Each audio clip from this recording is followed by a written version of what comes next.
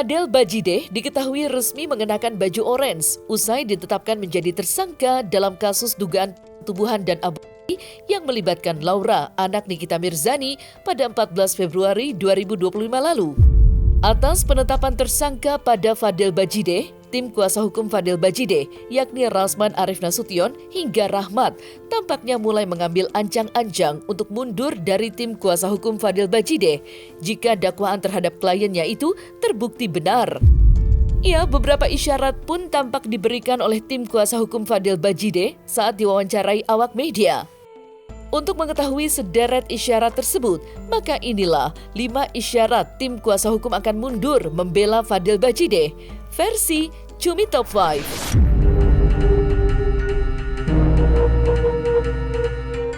Tim kuasa hukum Fadel Bajideh yang kali ini diwakilkan oleh Rahmat baru-baru ini mengungkapkan pernyataan yang cukup mengejutkan. Rahmat mengungkapkan jika timnya mulai meragukan kejujuran Fadel Bajideh soal persetubuhan yang didakwakan terhadap kliennya itu. Menurutnya, sebenarnya sejak awal memegang kasus Fadel Bajideh, mereka telah meragukan pengakuan Fadel Bajideh.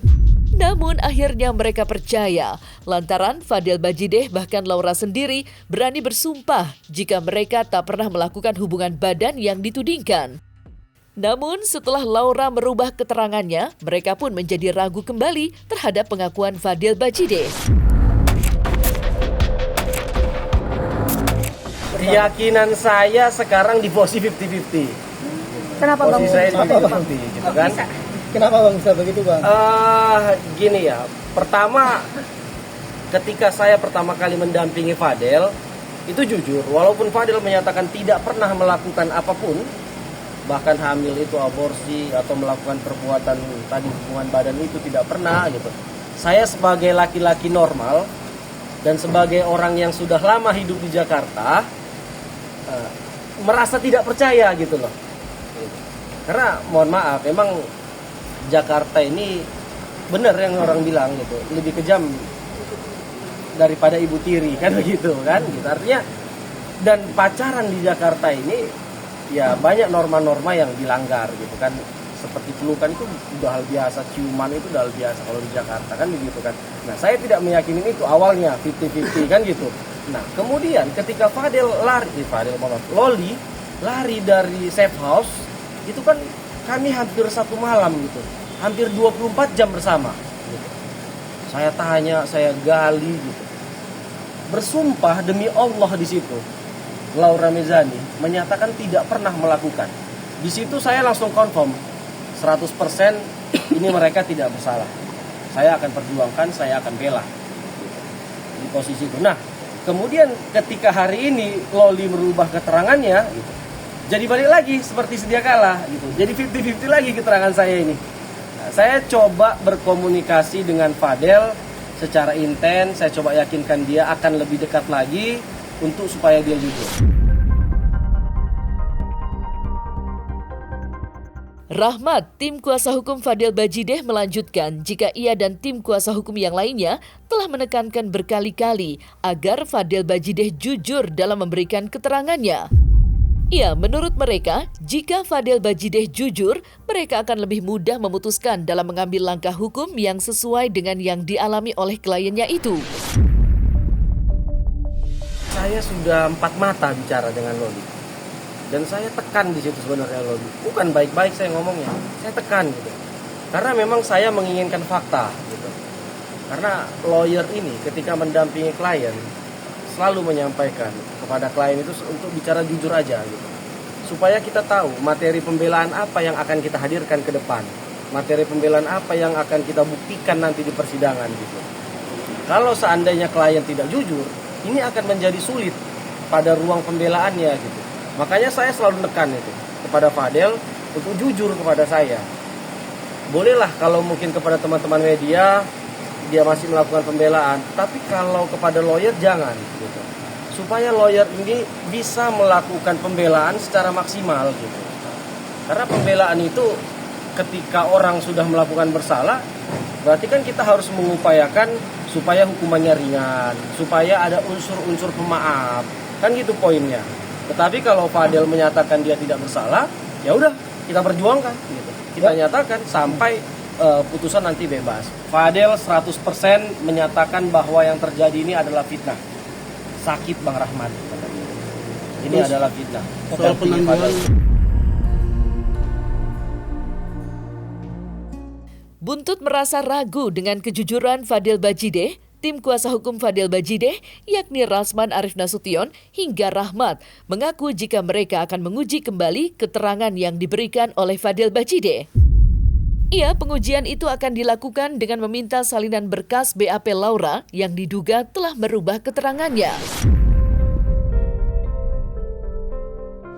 Dia kan bilang, kalau Loli tidak membuka cerita ini, nggak akan bisa terungkap. Saya sampaikan ke Fadel, kalau Loli memberi keterangan berbeda, ini repot kamu. Saya ngomong, enggak om, ya udah nanti kita uji kan. Ya kalau kecewa, saya kecewa dua-duanya, kecewa dengan Loli, kecewa dengan Fadel. Kenapa saya bilang kecewa dua-duanya? Kenapa nggak dari awal Loli bicara ke saya? Kalau Fadel pun udah saya pancing, Fadel. Gimana? Fadel, kamu laki-laki dia perempuan. Kamu cerita bahwa Loli itu sudah pernah berhubungan badan dengan orang lain. Masa kalian nggak pernah? Enggak om. Tanya Loli juga. Enggak. Nah sekarang, saya tinggal faktakan aja. Siapa yang orang ini yang berbohong? Kalau itu aborsi dilakukan oleh Loli, dia kena tindak pidana, bos. Makanya kita akan kejar. Nah, tetapi sekarang kalau kita dipaksakan, kan tidak menjadi bukti. Karena ini akan di pengadilan. Nanti di pengadilan ketika diungkap bahwa itu ternyata itu tidak fakta, Lolinya bisa dikejar. Tapi bisa dilaporkan sekarang, boleh sama-sama diproses. Kira-kira begitu. Ini saya lagi upaya. Tadi saya ketemu dengan penyidik, mengajukan permohonan salinan BAP. Dan penyidik akan merekomendasikan ini kepada Pak Kasat untuk kemudian kami akan menerima salinan BAP itu. Nanti di situ kita pelajari lagi.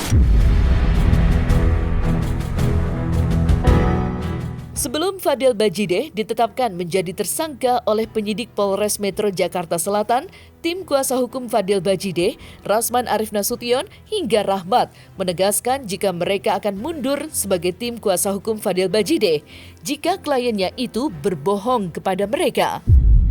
Usai keraguan tersebut mulai terasa, tim kuasa hukum Fadel Bajideh itu tampaknya mulai menimbang atau mengambil ancang-ancang untuk mundur dari kasus Fadel Bajideh. Seperti komitmen kami di awal, ketika perbuatan itu ada, ya kami sebagai laki-laki yang dipegang pasti omongannya. Kami dari awal sudah menyatakan ketika Fadel berbohong kepada kami, konsekuensinya kami akan tinggalkan dia. Dan ini sebenarnya sudah sangat ramai di Instagram saya. Apakah ini buzzer atau siapa saya tidak tahu, tapi di Instagram saya itu perharinya lebih dari 500 orang komentar meminta kami mundur sesuai dengan komitmennya. Saya sudah sangat berprestasi membantu dia. Dan saya tetap akan bantu dia. Kami tidak mengundurkan diri. Tadi rapat dengan Rahmat dengan tim. Kenapa?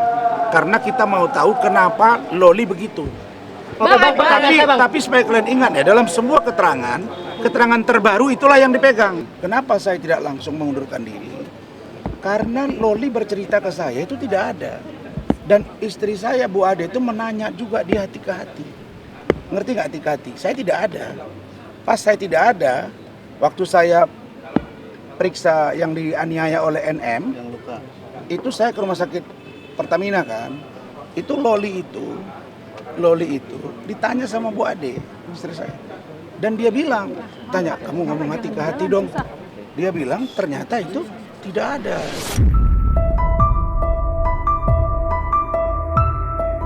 Terlepas dari isyarat mundur dari kasus Fadel Bajideh, tim kuasa hukum Fadel Bajideh tampaknya masih melakukan beberapa upaya dalam memberikan bantuan hukum terhadap kliennya.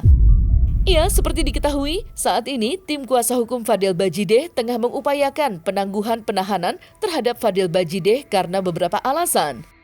Lantas, seperti apa upaya terkait penangguhan penahanan tersebut? Prosesnya. Jadi dari keluarga VA mengajukan penangguhan penahan ke Polres Metro Jakarta Selatan hari Jumat ya, masuk kemudian masih di meja pimpinan. Ya kalau penangguhan penahanan itu adalah hak dari tersangka ya mengajukan ke Polres Metro Jakarta Selatan yang menerbitkan surat perintah penahanan.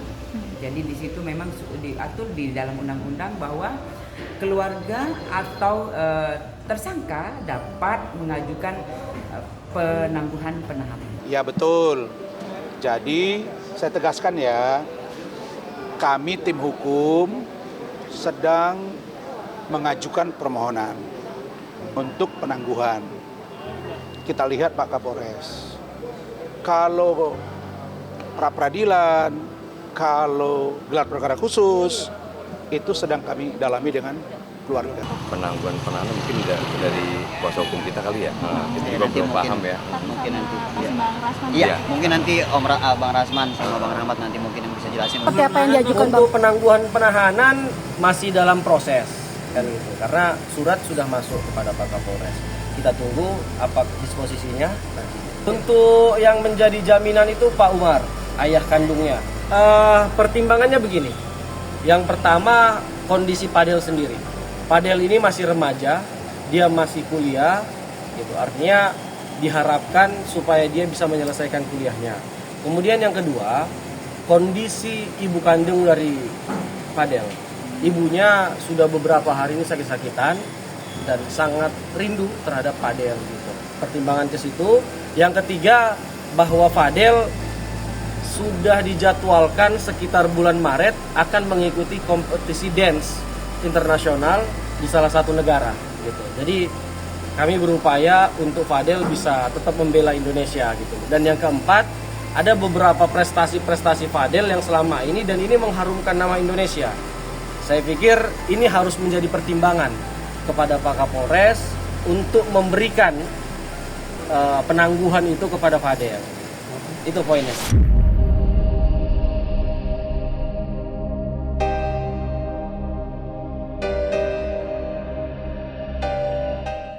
Nah, selesai sudah Cumi Lovers. Jangan lupa untuk like, subscribe, dan juga share channel YouTube Cumi Cumi.